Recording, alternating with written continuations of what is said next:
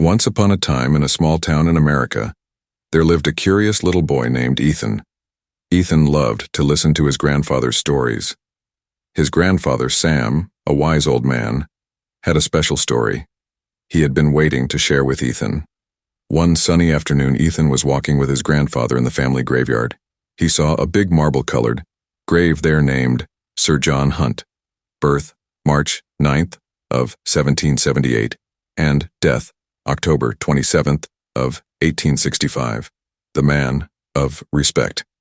Ethan asked his grandfather, "Grandpa, do you know who is he?" It was 300 years before almost. Today is his death anniversary. Sam smiled and said to Ethan, "Yes, my dear. He is the most beloved of our family history. He was a great man and the man of respect. Please put the bucket of flour to his grave. Complete your prayer to God for his best life in heaven." Ethan asked that, "Grandpa, can you tell me a story about the olden days, especially about this person?" Grandpa smiled and said, "Of course, my boy. Let me tell you about the history of the railway establishment in America and our family name in it. But Ethan, it is a long story. Let's go to that bench at the bank of the lake." Ethan's eyes widened with anticipation as Grandpa began his story. Back in the olden days, when your great-great-grandparents were young, America was a very different place. People lived in small towns, and traveling from one town to another was quite a challenge. They mainly relied on horses, wagons, or walked long distances. It took a lot of time and effort to go from one place to another. Food, natural resources, medicine, and essential goods were not available due to lack of transportation system. Ethan interrupted, "Wow, Grandpa, that sounds like a lot of hard work." Grandpa nodded and continued, "Yes, it was indeed hard, my boy. But people like my great-grandfather had dreams of making travel faster and more convenient. That's when the idea of building railways came into play." Ethan asked, "What are railways, Grandpa?" Grandpa explained, "Railways are like roads made of iron. Long pieces of iron called rails were laid down in a straight line, and then special vehicles called trains ran on them. These trains could carry many people and lots of goods, making travel easier and faster." Ethan's eyes sparkled with interest. "That sounds amazing, Grandpa. But how did they start building these railways? And how our family involved in it? You told me that our family did olive oil business. Did my great-grandfather made railroad?" Grandpa smiled and continued accordingly. "Well, my boy, building railways was not easy. It required a lot of hard work and determination. People came together to form companies, and they began laying down tracks and building stations. Many workers worked tirelessly to make this dream a reality. Our family sacrificed a lot of time for this railroad construction." Ethan asked, "Did it take a long time to build the first railway, Grandpa?" Grandpa nodded. "Yes, it did, Ethan. The first railways in America were not very long, but they were a significant step forward. The first full-scale railway was the Baltimore and Ohio Railroad, which was founded in 1827. It connected the city of Baltimore, Maryland, to the Ohio River. People were so excited to ride on these trains and see new places." Ethan was fascinated. "I bet they were, Grandpa. What happened next?" Grandpa continued, "As more and more railways were built, the country grew closer together. People could travel and exchange goods more easily than ever before. The railway system expanded rapidly, connecting towns and cities all over America." Ethan asked, "Did everyone support the idea of railways, Grandpa? How our family sacrifice for this railroad? Please tell me. Tell me." "I am confused," Grandpa replied. "Not everyone, my boy. Some people were afraid of this new technology, and there were challenges along the way. But those who believed in the benefits of railways persevered.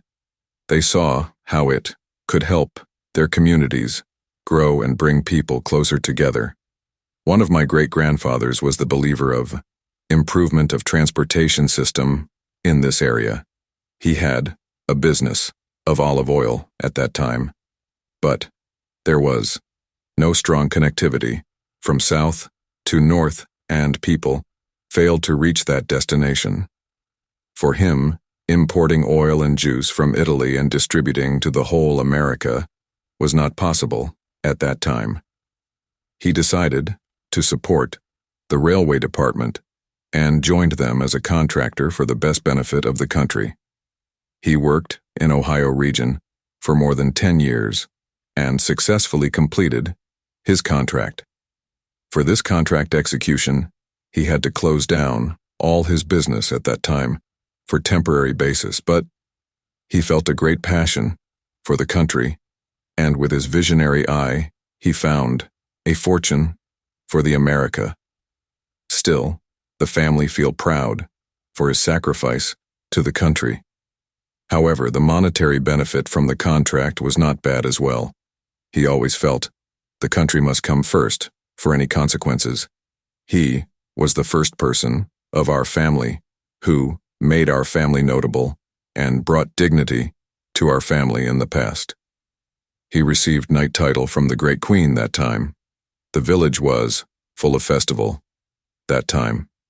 Everyone from all parts of this area noted our family with honor for that event. Ethan thought for a moment and said, "I feel good to be a member of the family and a descendant of the family tree. I honor the great-grandfather with all respect from my heart. I wish to bring the glory to our family again. I hope we can make the events better from now. It must have been a great thing for our country too, Grandpa." Grandpa smiled and said, "You are absolutely right, Ethan. I too proud to be a member of the family. And I respect the great-grandfather too.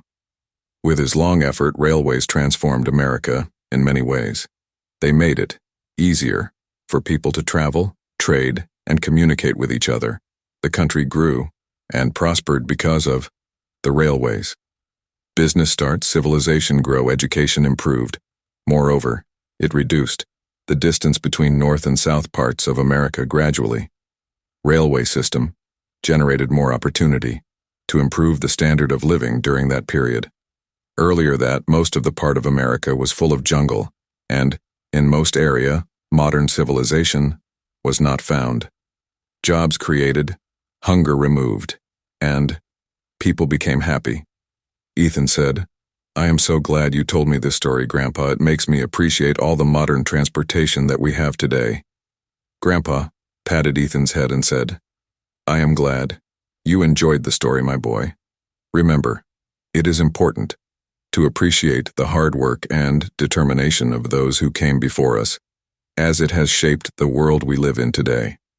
As the sun began to set, Ethan felt a deep sense of gratitude for the stories his grandfather shared. Ethan felt deep respect to his great-grandfather. Moreover, he knew that the history of the railway establishment in America was not just a story about trains and tracks, but a story of dreams, determination, and progress that had shaped their nation. And with this newfound knowledge, he realized the importance of cherishing the past to build a better future for the human being.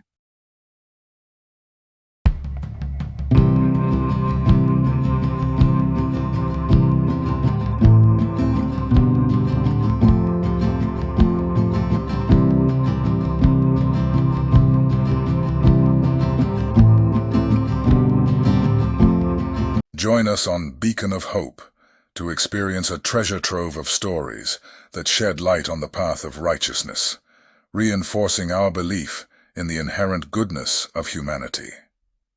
Let us be your guiding light towards a brighter, more hopeful tomorrow. Subscribe today, and let us be your constant source of encouragement, empowering you to conquer any challenge that comes your way. Together, we will light up the world with hope and inspiration.